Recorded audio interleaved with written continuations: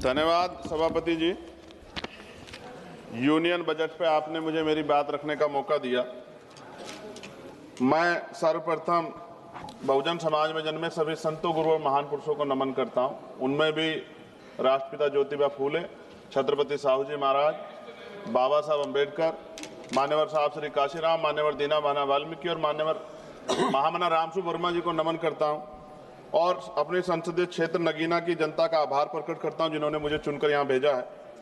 सभापति जी, बजट केवल एक आर्थिक दस्तावेज नहीं होता, बल्कि ये सरकार की सोच, संवेदनशीलता और सामाजिक प्रतिबद्धता का प्रतिबिंब होता है। बजट यह तय करता है कि देश का विकास समावेशी होगा या चुनिंदा और सत्ता में बैठे लोग सबको साथ लेकर चलना चाहते हैं, कुछ लोगों को पीछे छोड़ देना चाहते हैं। विपक्ष के नाते हमारा कर्तव्य है कि हम सत्ता सवाल पूछें और कमियों की ओर ध्यान दिलाएं और देश के उन वर्गों की आवाज बने जो इस सदन में अक्सर आंकड़ों में गुम हो जाते हैं।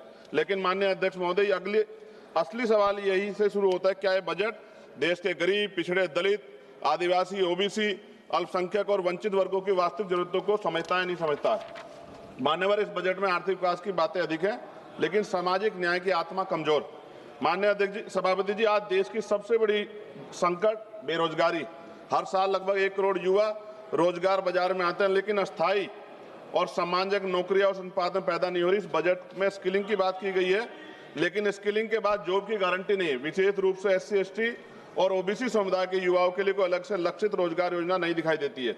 देश की लगभग 45% आबादी जो कृषि पर निर्भर है, जिसमें SC, ST, OBC समुदाय की भागीदारी सबसे अधिक है, लेकिन कृषि और GDP में योगदान 15% से कम किसान की औसत आय अब भी सिर्फ MSP कोई गारंटी सरकार की तरफ से नहीं दी गई है। सभापति जी, महंगाई का सबसे बड़ा असर गरीब, दलित, आदिवासी और पिछड़े वर्ग को पड़ता है। आर्थिक सर्वे के अनुसार शिक्षा व स्वास्थ्य की लागत पिछले 5 वर्षों में 30 से 40% तक बढ़ी है। खाद्य वस्तु कीमतें गरीब परिवारों की थाली को छोटा कर रही है, लेकिन इस बजट में इन वर्गों के लिए कोई सीधी राहत नहीं दिखाई देती। सभापति जी, SC, ST और OBC वर्ग के मुख्य रूप से सरकारी स्वास्थ्य ये वर्ग है, ये मुख्य रूप से सरकारी स्वास्थ्य व्यवस्था पर निर्भर है, लेकिन भारत आज भी स्वास्थ्य पर GDP का केवल 2% खर्च करता है और ग्रामीण और आदिवासी क्षेत्रों में डॉक्टरों की और अस्पतालों की भारी कमी है।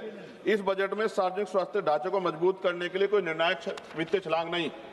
सभापति जी, शिक्षा के माध्यम जिससे सामाजिक असमानता टूटती है, लेकिन इस बजट में शिक्षा पर खर्च GDP के लगभग 3% के आसपास और SC, ST, OBC के छात्रों की छात्रवृत्ति में देरी और अनिश्चितता बनी हुई है। शिक्षा गरीब परिवारों की पहुंच से बहुत दूर है। यह स्थिति समान अवसरों की अवधारणा को कमजोर करती है। सभापति जी, SC, ST, OBC के कल्याण के लिए सबसे बड़ी जिम्मेदारी राज्यों के पास होती है, लेकिन राज्यों के हिस्से की धनराशि सीमित है। केंद्र द्वारा योजनाओं का बोझ अधिक संघीय ढांचे को कमजोर, सामाजिक न्याय को मजबूत नहीं कर रहा है एट प्रेजेंट टाइम। विपक्ष केवल आलोचना के लिए नहीं। सभापति जी, हम समाधान प्रस्तुत करते हैं। हमारी मांग है SC, ST, OBC के लिए लक्षित रोजगार मिशन चलाया जाए, छात्रवृत्ति को समयबद्ध और कानूनी प्रावधान किया जाए, शिक्षा और स्वास्थ्य पर GDP का न्यूनतम 6% खर्च हो, आरक्षित वर्गों के लिए विशेष उद्यमता और MSME पैकेज दिया जाए, आदिवासी और पिछड़े जिलों को विशेष सामाजिक आर्थिक विकास योजना चलाई जाए। माननीय सभापति जी, ये बजट आर्थिक विकास की तो बात करता है, लेकिन सामाजिक संतुलन और न्याय की भावना कमजोर दिखाई देती है। विपक्ष के नाते हम कहना चाहते हैं कि हम विरोधी नहीं है, लेकिन अब बहिष्करण और उपेक्षा के विरोधी हैं। जब तक SC, ST, OBC और वंचित और विकास की मुख्य धारा में बराबरी में शामिल हो, तब तक विकसित भारत का सपना अधूरा है। सभापति जी, सरकार 100 स्मार्ट सिटी की बात कर रही थी, लेकिन आज भी भारत में सफाई कर्मचारी, संविदा कर्मी गटर में उतरता है सर। और मैं सरकार से पूछना चाहता हूं, चांद पर पहुंच गए, लेकिन अपने भाइयों की सुरक्षा और तकनीकी मशीनें उनको क्यों नहीं उपलब्ध करा पाए? प्रमोशन में रिजर्वेशन SC, ST, OBC कर्मचारियों को नहीं मिल रहा है और पुरानी पेंशन सर मिलनी चाहिए, उस पर सरकार ने कोई जवाब नहीं दिया है।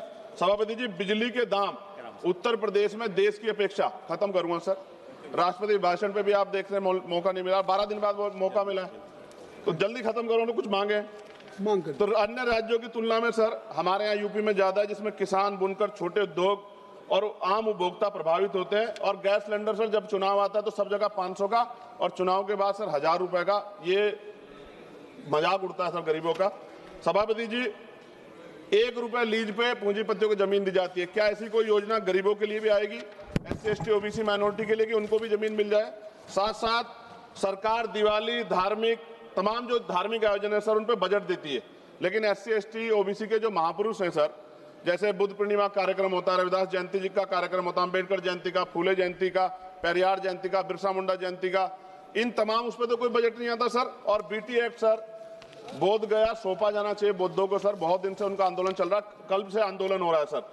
और अहिल्याबाई होलकर जी की देखिए आप मूर्ति तोड़ दी गई और बाबा साहब का पोस्टर जला रहे हैं सर मध्य प्रदेश में, सरकार ध्यान नहीं दे रही। आप अपनी मांग सर, हाँ मांग रख रहा हूँ सर। ऑलरेडी साथ एक और प्रधानमंत्री आवास योजना का दावा है और उत्तराखंड के नैनीताल में, हल्द्वानी में गरीब परिवारों को बेघर करने के लिए मकान तोड़े जा रहे हैं सर। कृपया पंजाब में जो बाढ़ आई थी सर, एक मिनट दीजिए सर, एक मिनट दीजिए। पंजाब में जो बाढ़ आई थी उनके लिए कोई विशेष योजना नहीं है और जातिगत जनगणना में जब सर ओबीसी का कॉलम नहीं जोड़ा।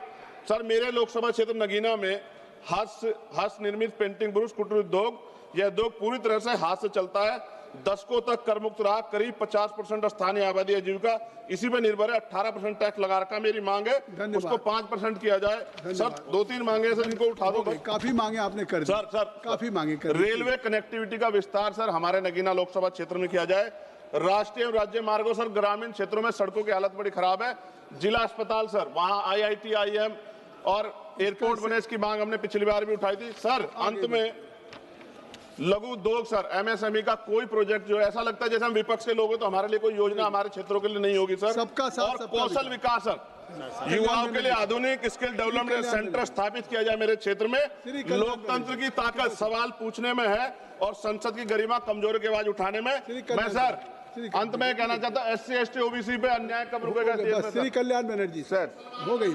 the union budget of 2026-27